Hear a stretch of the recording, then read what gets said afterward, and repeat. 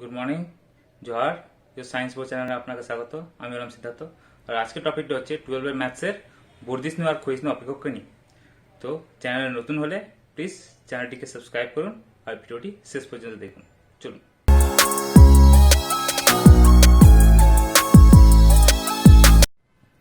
আজকের ভিডিওটি class 12-এর maths বর্ধিষ্ণু আর ক্ষয়িষ্ণু অপেক্ষকের চ্যাপ্টারটিকে নিয়ে। তো প্রথমে আমরা টপিকস দেখে নিই। আজকের টপিকসগুলো দেখে নিই ভিডিওর। তো প্রথমে আমরা যেটা করব সেটা হচ্ছে একদিষ্ট অপেক্ষক। একদিষ্ট অপেক্ষক যেগুলো একই রকম অপেক্ষক হয় তাদেরকে একদিষ্ট বলছি। দ্বিতীয়, অন্তর্কলজের চিহ্ন। অন্তর্কলজের চিহ্ন চিহ্ন বিচার করে কি করে আমরা বর্ধিষ্ণু আর ক্ষয়িষ্ণু অপেক্ষক বিচার করতে পারি।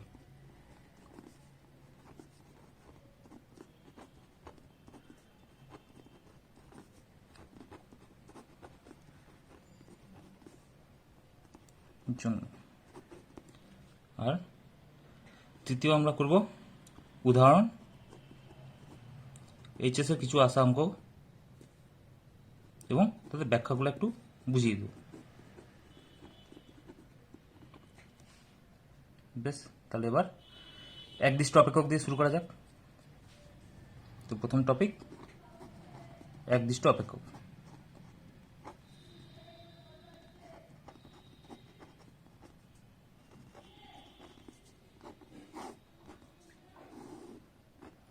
এবার এখানে কিছু জিনিস আমরা মনে রাখি, সে মনে রাখার বিষয়গুলো আগে লিখে নিই। মনে করা যাক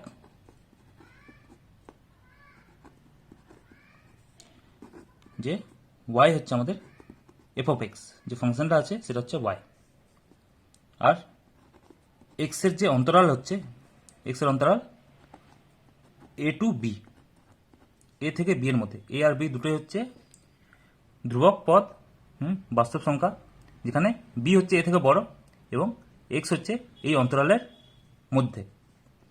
তো এক্স এর বিস্তার আমরা দেখে নিলাম। তো এই অঞ্চলে আমাদের যে ফাংশনটা রয়েছে সেটা সংজ্ঞাত, মানে ওর যে মান হবে সেটা সবসময় একটা বাস্তব সংখ্যা হবে। তো এফ অফ এক্স আমাদের সবসময় বাস্তব সংখ্যা হবে এই অঞ্চলে, এক্স এর এই অঞ্চলে আমাদের এফ অফ এক্স একটা বাস্তব সংখ্যা। এবং x1 ও x2 আরও দুটি বাস্তব সংখ্যা নিচ্ছি আমরা। এরাও একটা দুটো বাস্তব সংখ্যা, যেখানে x2 হলো x1 এর থেকে বড়। বোঝা গেল? x2 হচ্ছে x1 এর থেকে বড়।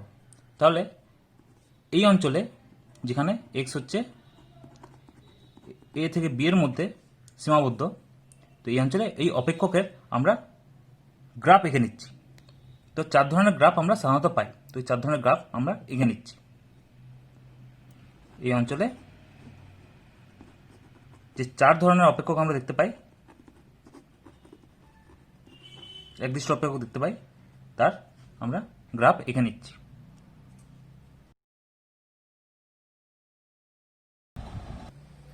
তো আমাদের 4 ধরনের গ্রাফ আঁকা হয়ে গেছে। তো 4 ধরনের একদিষ্ট গ্রাফ আমরা এঁকে নিয়েছি। এবার প্রথম গ্রাফে চলে আসি, প্রথম একদিষ্ট অপেক্ষকের ক্ষেত্রে।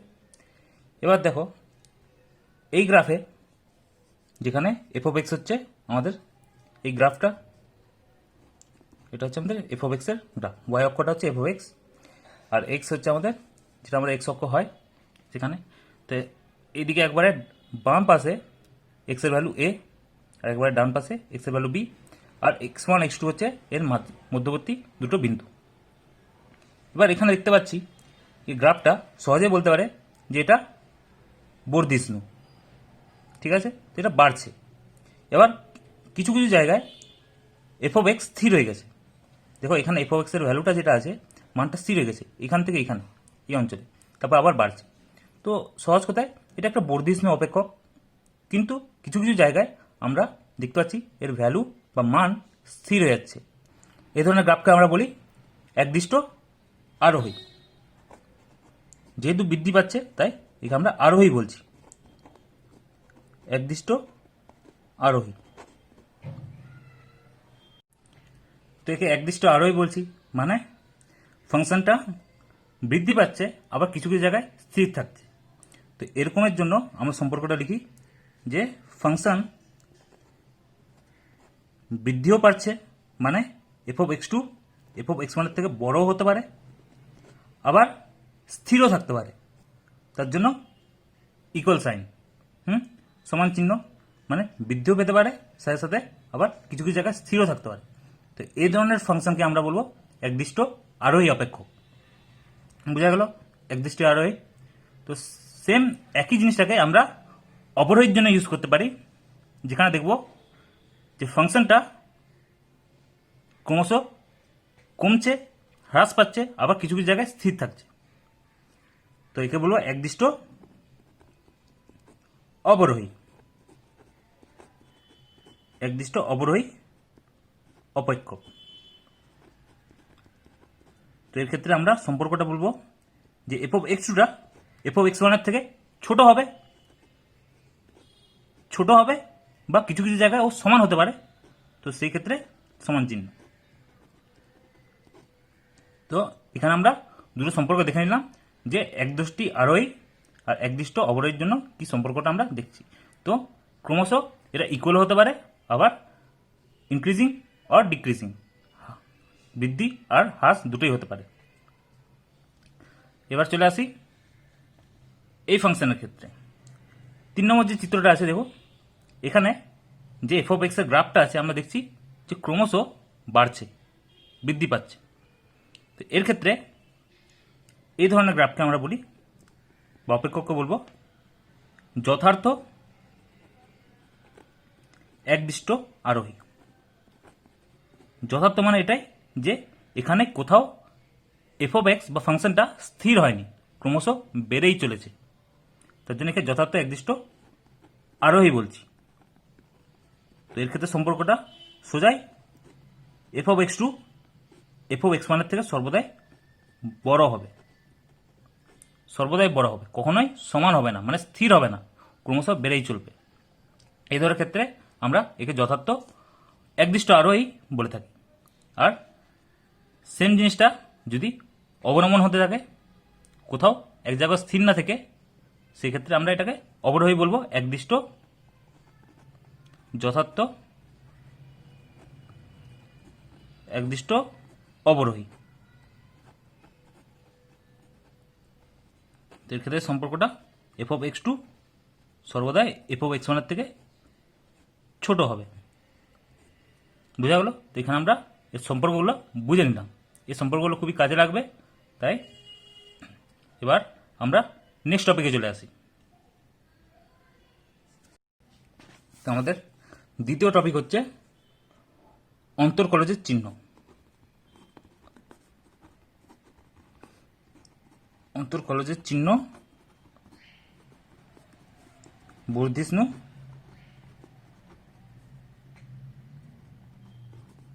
ও ক্ষয়িষ্ণু অপেক্ষকের জন্য।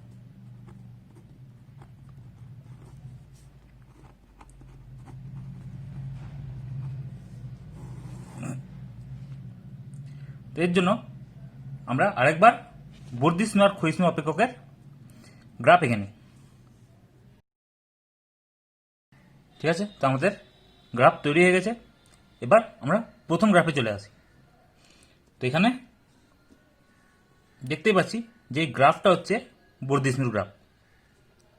এবার এখানেও আমরা এক্স এর যে অন্তরালটা নিয়েছি একই, এক্স হচ্ছে এ আর বি এর মধ্যবর্তী যে কোনো বাস্তব সংখ্যা, আর যে আমাদের ফাংশনটা আছে সেটা Y equal to F of X. তো এখানে আমরা বর্ধিষ্ণু ধরে নিয়েছি আগের থেকে। বর্ধিষ্ণু অপেক্ষক আমাদের যে ফাংশনটা আছে সেটা হচ্ছে বর্ধিষ্ণু অপেক্ষক। এবার সি একটা বিন্দু আছে, এ আর বি এর মধ্যে একটা বিন্দু সি আছে, এক্স ইকুয়াল টু সি। ওই বিন্দুতে আমরা একটা স্পর্শক এঁকেছি। যেহেতু এটা একটা গ্রাফ, আর এখানে একটা বক্ররেখা বোঝাচ্ছে, এটা একটা বক্র। তো এই বিন্দুতে আমরা ওর একটা স্পর্শক এঁকে দিয়েছি। এই স্পর্শকটা দেখো এক্স অক্ষের সাথে একটা নতি করছে, থিটাটা হচ্ছে ওর নতিকোণ। আর আমরা জানি ট্যান থিটাটা কি হয়, ওই স্পর্শকটার এখানে নতি, ট্যান থিটাটা হচ্ছে ওর নতি। এটা আমরা স্থানাঙ্ক জ্যামিতি থেকে অলরেডি জানি, স্থানাঙ্ক জ্যামিতিতে আমরা এটা দেখে থাকি। 11-এর স্থানাঙ্ক জ্যামিতিতে আমরা করে থাকি যে এম ইকুয়াল টু হচ্ছে ট্যান থিটা, মানে স্পর্শকের নতিটা আমরা ট্যান থিটা থেকে পেয়ে থাকি। এছাড়া আমরা ওটা অন্তর্কলজের সময় দেখব কি এই ট্যান থিটাটাকে আমরা লিখতে পারি এই ফাংশনের অন্তর্কলজকে, ডিওয়াই বাই ডিএক্স এই ট্যান থিটা বা ওর নতির সাথে সমান হয়। এটা আমরা অন্তর্কলজের ব্যাখ্যায় দেখব। এবার এখানে আমরা মেনে নিচ্ছি যেটা হয়, তাহলে ডিওয়াই বাই ডিএক্সটাই হচ্ছে ওর নতি। এবার বর্ধিষ্ণুর ক্ষেত্রে এই যে নতিটা সর্বদা 0 থেকে, নতিকোণটা সবসময় 0 থেকে 90 ডিগ্রির ভিতর হবে। এটা আমরা দেখতেই পাচ্ছি যে যেহেতু বাড়ছে, তো এখানে এই স্পর্শকের নতি 0 থেকে 90 ডিগ্রির মধ্যে হবে। এই অঞ্চলে থিটার এই অন্তরালে আমাদের কি বলতে পারি যে নতিটা কি হতে পারে, আমাদের এম অবশ্যই 0 থেকে বড় হবে, কারণ ত্রিকোণমিতিতে আমরা জানি 0 থেকে π/2 মধ্যে আমাদের ট্যান থিটা সবসময় ধনাত্মক হয়, অর্থাৎ 0 থেকে বড় ধনাত্মক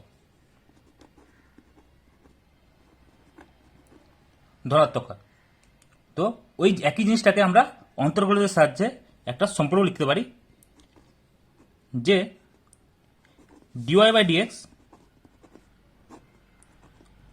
এক্স ইকুয়াল টু সি, যেখানে আমরা ডিওয়াই বাই ডিএক্সটা সিতে করছি, এক্স এর ভ্যালু সি এর জন্য এই মানটা আমরা বলতে পারি 0 থেকে বড় হবে, বা এটাকে আমরা এরকম লিখতে পারি এফ ডট সি, এটাও লিখতে পারি সরলভাবে, এটাও লিখতে পারি। তো এই সম্পর্কটা সর্বদা বর্ধিষ্ণুর জন্য এই সম্পর্কটা আমরা দেখতে পাবো। তো কোনো অপেক্ষক বর্ধিষ্ণু না ক্ষয়িষ্ণু এটা আমরা এই সম্পর্ক থেকে সহজেই বলতে পারি। যদি ওর প্রথম অন্তর্কলজটা যদি 0 থেকে বড় হয়, তাহলে সেটা অবশ্যই বর্ধিষ্ণু অপেক্ষক হবে, কারণ সেই ক্ষেত্রে অপেক্ষকের যে স্পর্শকটা হবে আমরা তৈরি করব, স্পর্শকটা সবসময় 0 থেকে 90 ডিগ্রির মাঝখানে হবে উন্নতি। তো 0 থেকে 90 ডিগ্রির মাঝখানে আমাদের নতিটা যেটা আমরা জানি সেটা সর্বদা 0 থেকে বড় হয়, ধনাত্মক হয়। তো সেই ক্ষেত্রে ওটাকে আমরা কাজে লাগিয়ে বলতে পারি যে প্রথম অন্তর্কলজটাও ওই ফাংশনের ধনাত্মক হবে। এবার একই জিনিসটা ক্ষয়িষ্ণুর ক্ষেত্রে দেখে নিই। এই গ্রাফটা ক্ষয়িষ্ণুর জন্য, তো এখানে এক্স এর ধনাত্মক অক্ষের সাথে দেখো এই কোণটা করেছে, তো এই কোণটা বলতে পারি 90 ডিগ্রি থেকে বড় আর 180 থেকে ছোট, পাই মানে 180, তো 180 থেকে ছোট, 180 থেকে ছোট কিন্তু 90 ডিগ্রি থেকে বড়। তো এই যে কোণের আমরা অঞ্চলে আছি, সেই কোণের অঞ্চলে অবশ্যই যে আমাদের এম হয় নতি বা ট্যান থিটা 0 থেকে ছোট হয়, মানে ঋণাত্মক।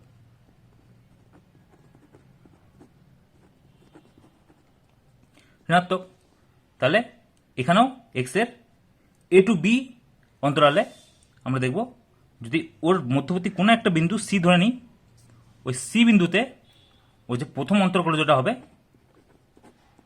সেটা ঋণাত্মক হবে, বা যেটাকে সরলভাবে লিখতে পারি এফ ডট সি 0 অপেক্ষা ছোট হবে। তো ঠিক আমরা ওর জ্যামিতিক দিক দিয়ে ওর অন্তর্কলজের চিহ্নটা আমরা পেয়ে গেলাম। তো বর্ধিষ্ণু আর ক্ষয়িষ্ণু অপেক্ষক ক্ষেত্রে আমরা জ্যামিতি দিয়ে ওর যে প্রথম অন্তর্কলজের চিহ্ন সাপেক্ষে আমরা বর্ধিষ্ণু ক্ষয়িষ্ণুকে বুঝে নিলাম।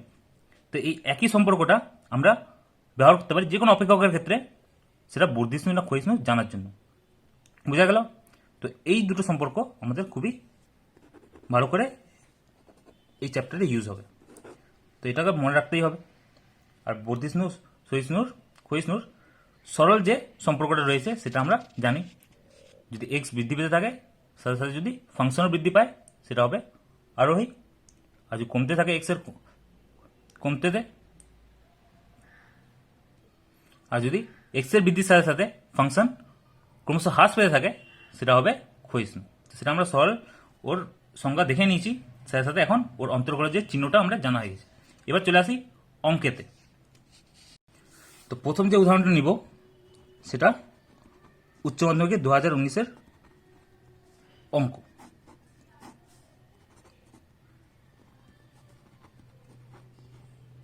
উচ্চ মাধ্যমিক 2019-এর প্রশ্ন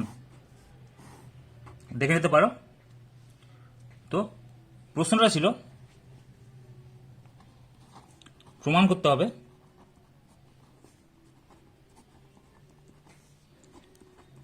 log 1 plus x greater than x by 1 plus x, যেখানে x শূন্য থেকে বড়। তো x এর এই অঞ্চলে আমাদের এই দুটো ফাংশনের মধ্যে এই সম্পর্কটাকে প্রমাণ করতে হবে। তো এখানে দুটো ফাংশন রয়ে গেছে, তো এটাকে সহজ করে আমি একটা ফাংশন করে নিতে পারি যদি সম্পূর্ণ ফাংশনগুলোকে যদি আমি একবারে আমার বাম পাশে নিয়ে চলে আসি। তো তাই আমি আমার ফাংশনটাকে ধরবো যেটা সেটা হচ্ছে এফ অফ এক্স। তো সব ফাংশনগুলোকে আমি বাম পাশে নিয়ে আসছি, তাহলে আমার যেটা ফাংশন দাঁড়াবে এটা। তো এফ অফ এক্স হচ্ছে আমার এটা। তো আমাকে প্রমাণ করতে হবে সহজ কোথায়, প্রামাণ্য বিষয়। তো সেই হিসাবে আমার প্রামাণ্য বিষয় হবে এফ অফ এক্সকে আমাকে শূন্য থেকে বড় দেখাতে হবে। এটাই সহজ করতে ভাবলে আমাকে এটা প্রমাণ করতে হবে। এবার যেহেতু আমাকে এখানে কোনো গ্রাফ দেওয়া নেই, তো আমাকে সহজ কথায় অন্তর্গলজের চিহ্ন দেখতে হবে। তো আমি দুদিকে উভয় দিকে অন্তর্গজ করে নিই। উভয় দিকে এক্সের সাপেক্ষে অন্তর্গজ করে পাই।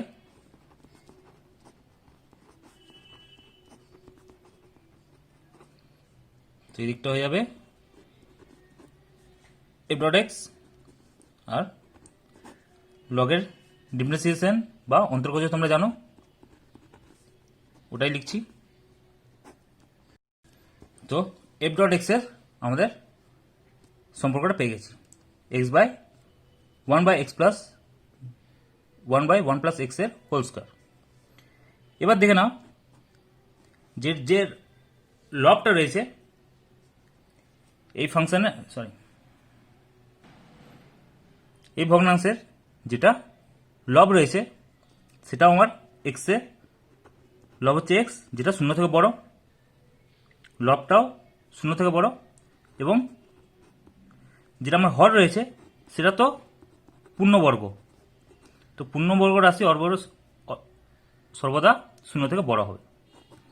তো হরটা আমার পূর্ণবর্গ আছে, আর এক্স আমাকে আগের থেকেই 0 থেকে বড় দেওয়া আছে। তাহলে সেই হিসাবে দেখলে আমি সরলভাবে বলতে পারি এফ ডট এক্স আমার শূন্য থেকে বড় হবে। এটা আমরা পেয়ে গেলাম সহজে। অতএব এই সম্পর্কটার দিকে আমরা বলতে পারি, অন্তর্গজের এই চিহ্ন দেখে আমি বলতে পারি যে আমার ফাংশনটা আছে এফ অফ এক্স হলো বর্ধিষ্ণু অপেক্ষক। তো বর্ধিষ্ণু অপেক্ষকরা জানি যদি এক্স গ্রেটার দেন 0 হয় তবে F of x greater than F of 0 হবে। এটা বলতে পারি যেটা বর্ধিষ্ণু অপেক্ষকের ক্ষেত্রে স্বাভাবিক সম্পর্ক। যদি এক্সও 0 থেকে বড় হয় তাহলে এফ অফ এক্সও এফ অফ 0 থেকে বড় হবে। তো এখানে এক্সের ভ্যালুগুলো বসিয়ে দিচ্ছি। তার মানে পাবো লগ 1 প্লাস এক্স, আর এখানে 0 বসিয়ে দিচ্ছি।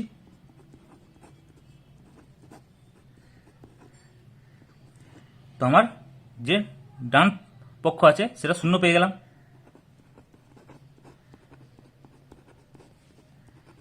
লগ 1 এর ভ্যালু 0 হয়, ব্যাস। তো আমার ডান পাশটা 0 চলে এসছে। তো আমি এই ফাংশনটাকে আমার ডান পাশে নিয়ে চলে যাচ্ছি।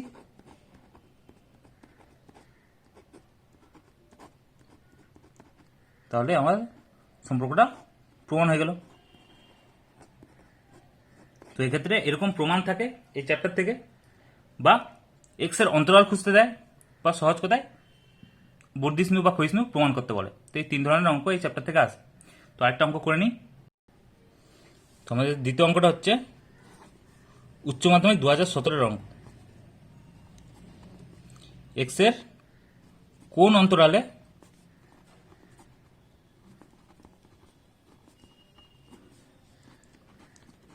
এই অপেক্ষকটা f of x equal to 1/1 plus x square ক্ষয়িষ্ণু অপেক্ষক হবে। ক্ষয়িষ্ণু অপেক্ষক হবে। এটা উচ্চ মাধ্যমিকের 2017 প্রশ্ন। তো কি করে এটাকে আমরা দেখব এক্স এর অন্তরাল বের করে নেব, যার জন্য এই অপেক্ষকটা ক্ষয়িষ্ণু হবে। তো এক্ষেত্রে আমরা সেই অন্তরকলজকে ব্যবহার করব। তো আমরা প্রথমে ধরে নেব যে এই ফাংশনটা বা অপেক্ষকটা ক্ষয়িষ্ণু।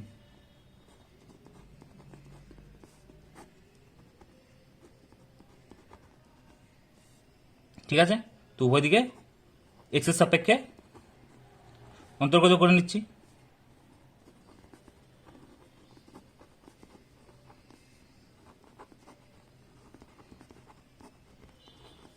তো আমরা পাবো F dot x equal two -2x/1 plus x square. দেখবে এটা আসবে। এবার আমরা ধরে নিয়েছি যে অপেক্ষকটা ক্ষয়িষ্ণু। তো জানি এফ ডট এক্সটা কী হবে, তার জন্য 0 থেকে ছোট ঋণাত্মক, এটা দেওয়া আছে। তো এখানে বসিয়ে নিচ্ছি। তো -2x/1 প্লাস এক্স স্কোয়ারের হোল স্কোয়ার, এটা তাহলে 0 থেকে ছোট হতে হবে। এবার বজ্রগুণন করে নিচ্ছি। তো এখান থেকে আমরা সহজে পেয়ে যাচ্ছি -2x 0 থেকে ছোট। এবার যদি মাইনাস উভয় পক্ষে গুণ করা হয় তাহলে আসবে এক্স 0 অপেক্ষা বড়। দেখে নাও, -2 যদি ভাগ করে দিই উভয় পাশে তাহলে এই সম্পর্কটা আসছে। তো এখান থেকে আমরা এক্স এর যে অন্তরালটা পেয়ে গেলাম, এটাই আমাদের উত্তর। এক্স 0 থেকে বড় হতে হবে।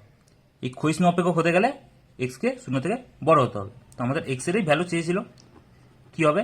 তো আমরা পেয়ে গেলাম এক্স 0 থেকে বড়, বা বলতে পারো এক্স 0 থেকে বড় এবং ইনফিনিটি থেকে অসীম থেকে ছোট, এটাও তুমি বলতে পারো। তো বুঝে গেলে তো এখানে কী ধরনের অঙ্ক আসতে পারে। আর যদি কোনো কিছুই অসুবিধা হয় তুমি সরাসরি আমাকে কমেন্টে বলতে পারো। আর যদি ভিডিওটি ভালো লেগে থাকে লাইক করো, শেয়ার করো, আর অবশ্যই আমার চ্যানেলটিকে সাবস্ক্রাইব করো। তো দেখা হবে পরের ভিডিও।